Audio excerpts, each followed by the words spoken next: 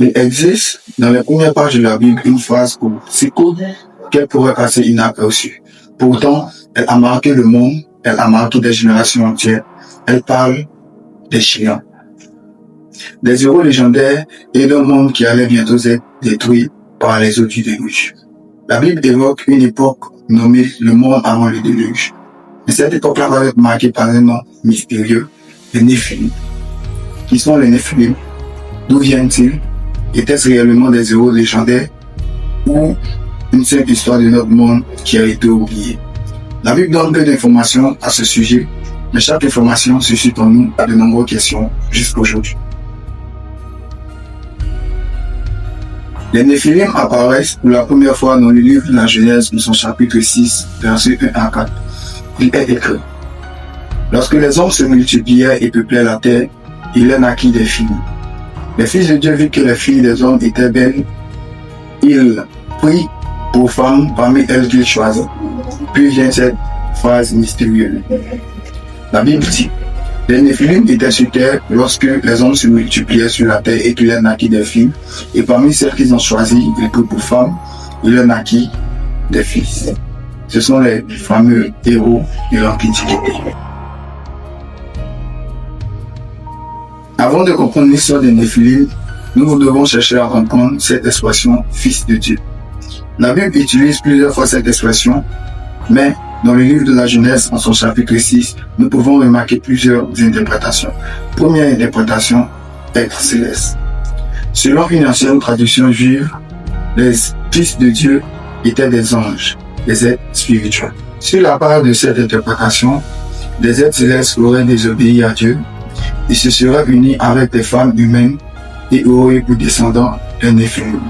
Cette interprétation a été très populaire dans les Juifs, dans la tradition juive ancienne.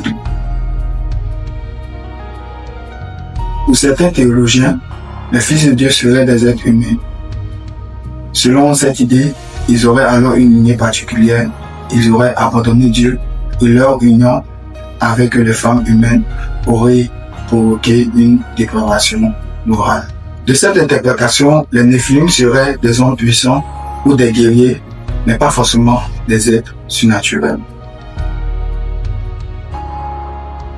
Qui sont les Néphilim?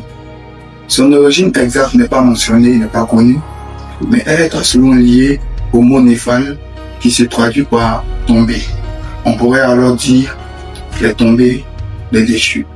Mais cette traduction n'est pas totalement exacte. La Bible ne donne pas de définition directe à ce sujet, elle laisse une courte information. Ils étaient dans l'ancien monde et sont très souvent liés à une époque de corruption. Après le passage de Néphilim, la Bible décrit une humanité devenue extrêmement mauvaise.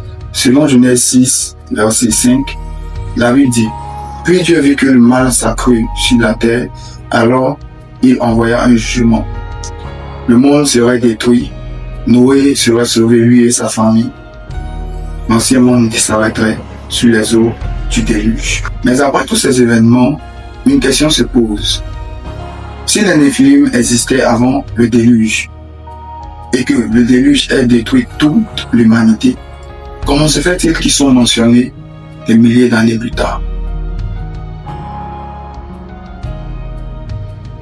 Des siècles plus tard, dans le livre de Nom, les Néphilim vont faire leur deuxième apparition. Moïse envoya des explorateurs visiter Canaan et à leur retour, ils affirmaient ceci: nous y étions et nous avons vu les fils d'Anakim de la race des Néphilim. Nous étions à nos yeux et à leurs yeux comme des sauterelles. Nombre 13, verset 33, ils sont décrits comme des géants, des personnes à une grande renommée. Ils sont très souvent associés dans la tradition ancienne aux fils, aux Anakim et aux Réphaïm. C'est une question essentielle et la réponse reste complexe. La Bible ne le dit pas directement. Dans Genèse 6, la Bible dit qu'ils étaient des héros, des hommes de renom. C'est surtout dans le livre de Nombre 13, verset 33, que cette affirmation prend forme. Nombre les décrit comme des géants. C'est sur ce point-là que certains chercheurs s'appuient pour désigner le mot Néphilim aux géants ou un symbole de puissance opposé à Dieu. Merci bien d'avoir suivi ce petit extrait des Néphilim et on évoquera prochainement pour une seconde partie pour en savoir en profondeur qui était véritablement les Néphilim, où étaient-ils et quelle était la cause de leur venue sur terre. Je suis votre frère pour le titre des Amis du Christ et on se donne rendez-vous très bientôt.